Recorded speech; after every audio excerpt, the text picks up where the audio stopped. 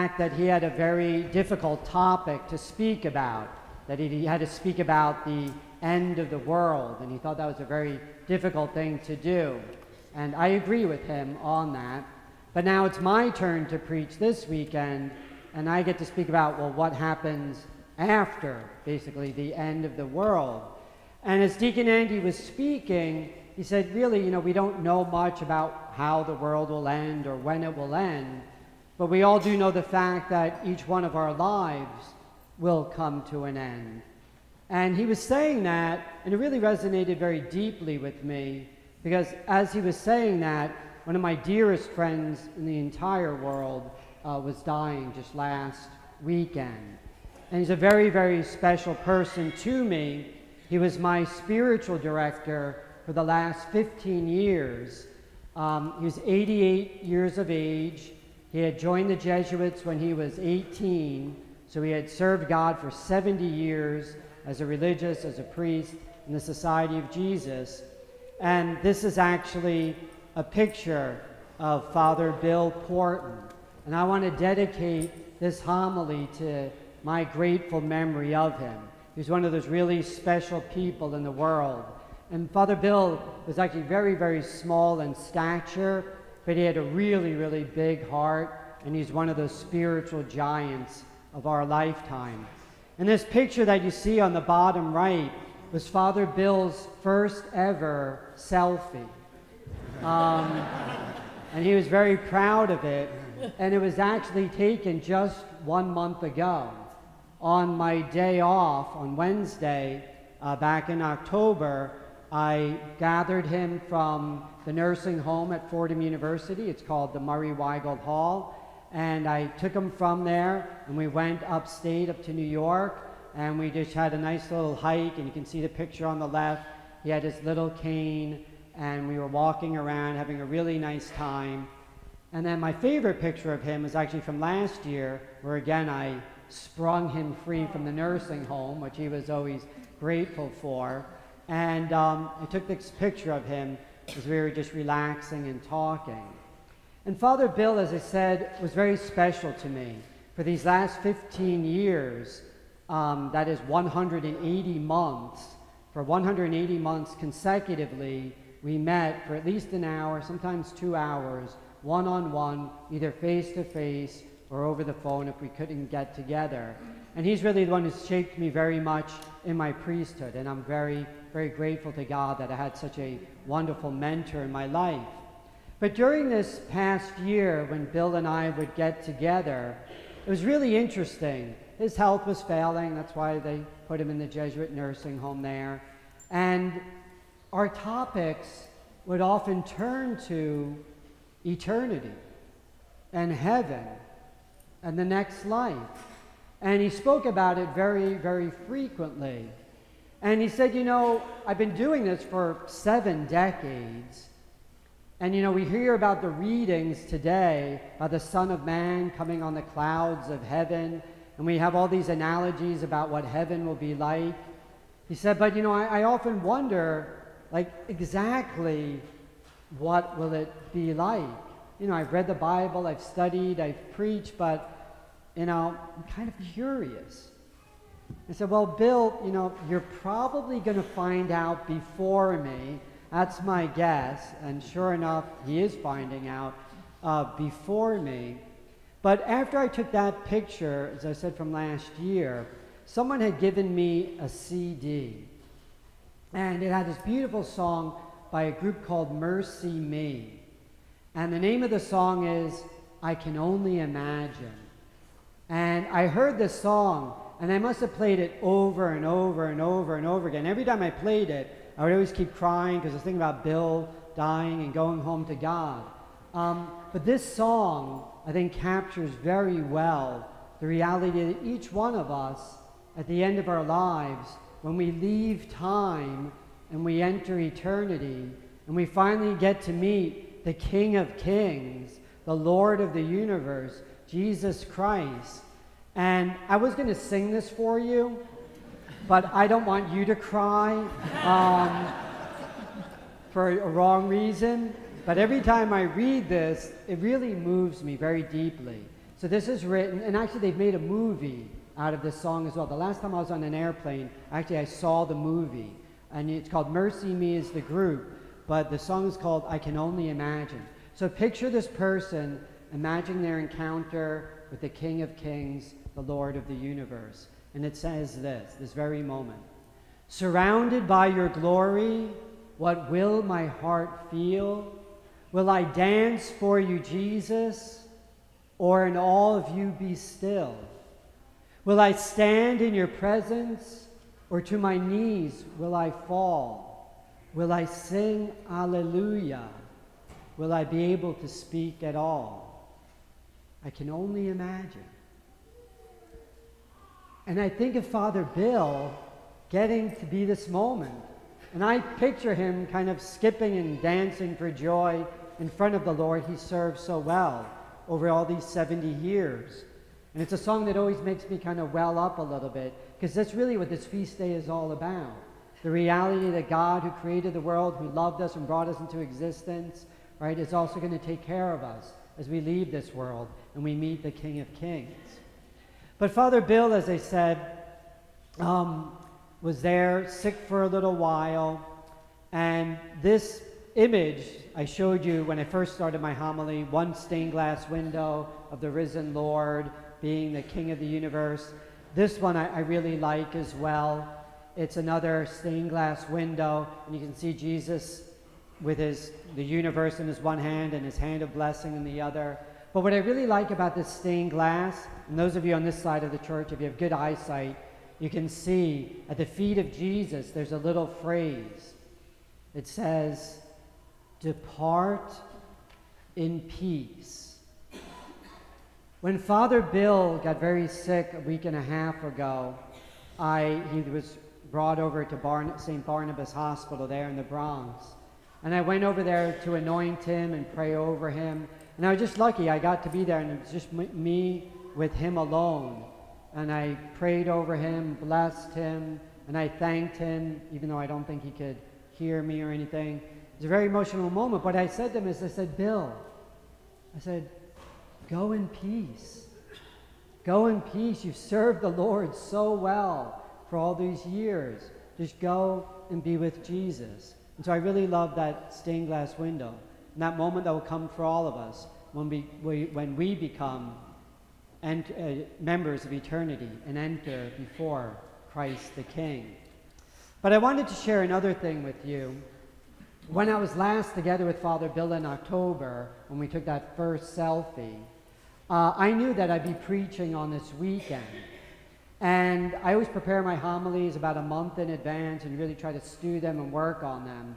And I told Father Bill, I said, listen, Father Bill, there's a topic I really want to speak to the community about.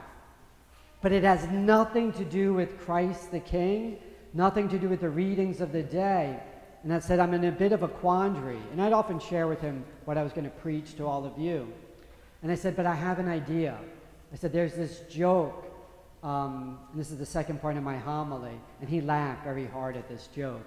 So Father Bill, I'm going to tell this one again so you can chuckle with the angels now. But it's about this priest who wants to speak about confession. He feels his community needs to hear this about confession. But when he's going to preach, it's the feast day of St. Joseph. All the readings are of Joseph, all the prayers are about St. Joseph, but he wants to talk about confession. So he says, well, you know what, everyone? Starts his homily. Joseph was a carpenter. Carpenters work with wood. Our confessional is made of wood, so I'm going to speak to you about confession. And Father Bill said, that's a good way to introduce your topic. So I'm bringing you to my third point of my homily. Third part of my homily, which I'm so excited to share with all of you. This is really the main part of it. It's almost like an infomercial, so forgive me for this. But I want to share with all of you the wonderful news that we as a parish are going to be building our own daily Mass chapel. And I want to explain it a little bit more, how we kind of got to this point and where we're going. And I thought as a family, also as your pastor, I would share with you a little bit how we got to this moment, as I shared it with Father Bill as well. As you know, I've only been with you for about a year and a half. And when I first arrived, some of our parishioners who've been here for a long time came up to me and they said, Father Stephen, you know, we had a capital campaign about 5 or 6 years ago, and we really haven't heard much more about it. We don't know how much money was raised. We don't know how much money was spent. We'd like to know. And I said, well, like, hello, like, I'm new here too. Let me find out what it's all about. So I spoke with our business manager, and I found out, great news, is we met our goal 5 or 6 years ago. We raised $2 million. This was with Monsignor Harahan. And then he, as you know, got shipped off and everything was kind of in flux. Over these last 5 or 6 years, we've actually had to use about $800,000 of it. So that means we still have 1.2 million, but we had to put in, as you know, the new boiler system, the new air conditioning units, and a whole bunch of things that happen with a school building and a church building that are old. So I found out that we had that. And then as I first arrived, one of my first thoughts was, a parish this size should have our own daily mass chapel. That was my first gut feeling when I got here. Every other parish our size has their own daily mass chapel. But I said, I don't want to do anything during this first year. And that was the wise advice that Father Bill gave me as well. And so I decided just to assess during this first year, what are the real needs of our parish? What are the real needs of our CCD program, our school, our 63 different ministries that are using all of these spaces? And so I decided to take that. We did this assessment. But then there was another thing that really came to the fore that really kind of lit the fire under me. As you know, we live in a world where we've had to ramp up the safety of our schools for a series of different reasons. So those of you who enter the church from the front parking lot and you come in through the front doors of the school, you'll notice that we built last year a second set of doors, and that's for the safety of our children in the school. And thank God we got a grant from the state, so it didn't cost us anything as a parish to do that. We put that in there. But one of the things that happens in our parish, because we're so large, we have so many funerals. I just had one on Friday. Father Vincent had one yesterday. And when people come to a funeral, they come from very far away, and they arrive here to the church, and you're not going to believe this. Well, maybe some of you will guess it. Do you know what the first and most common question that priests get before a funeral mass begins? You got it. Where are the bathrooms?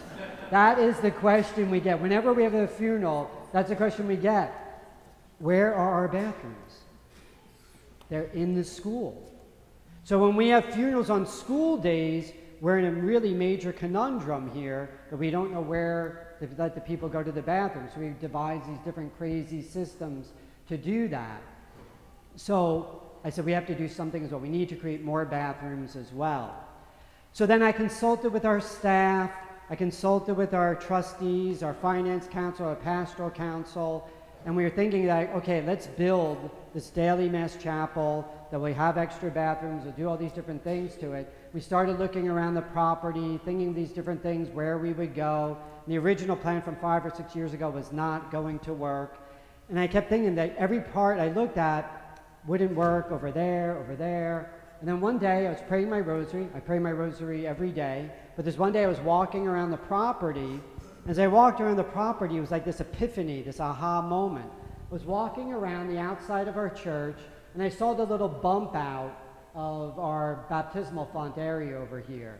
And then I saw the bigger bump out over here of our sanctuary. And then I walked a little further, and I said, there should be a third bump out, right? Like in honor of the Trinity, Father, Son, and Holy Spirit, right? We do everything in threes in the church. And I said, that's where we could build our daily mass chapel. And it came as a great aha moment.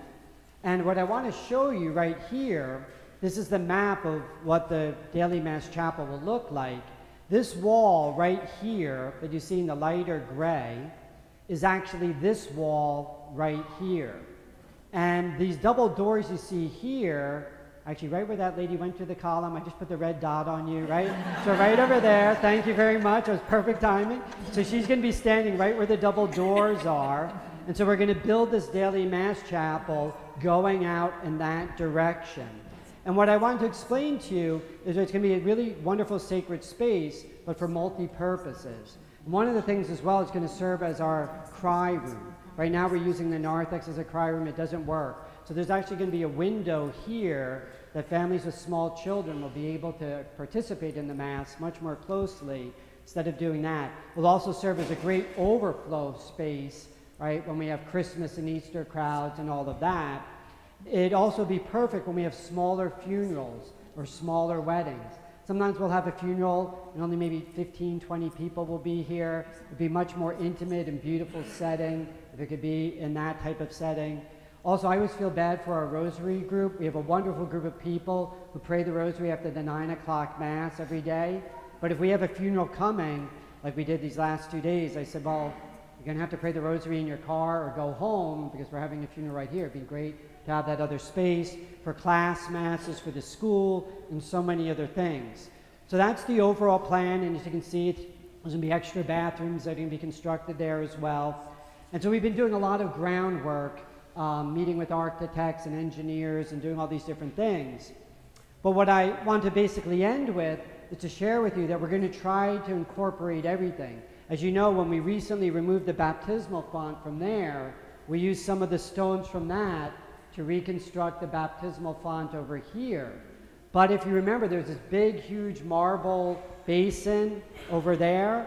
We're going to use that, turn that over, and that's going to be our altar in the daily Mass chapel. So we're going to use everything from our old church to the new church to be constructed there. And all the marble down below will form the legs of it. And then here you can see the rendering of what it will look like. So over here, this big window you see here, right, that's actually that window over there. And then this is where it's going to connect. So we're going to use the same architectural design, the same brick, the white stone, and we're even going to incorporate the bell tower. So the bell tower up there is going to go here. The 2 panels that are the bell tower are going to be incorporated in it. And I'm really very excited about this. And this window over here, which won't be as big as that one, it'll be a little bit small, but still a substantially sized stained glass window. What do you think the stained glass window will be? Think about my homily, right? Christ the King, yes. Right? There'll be a risen Christ the King on that big window over there. So you see, I wasn't making it up. All 3 points actually wove together. And so I'm really excited about this. We as a parish will be building something very beautiful for God, something very beautiful for ourselves and our worship space. And I just wanted to take this time that we were all gathered, that I was preaching at all the Masses this weekend, to let you know about it. So I hope you're as excited about it as we are excited about it. If you have any questions or ideas that you want to share with me, I'm more than open to it.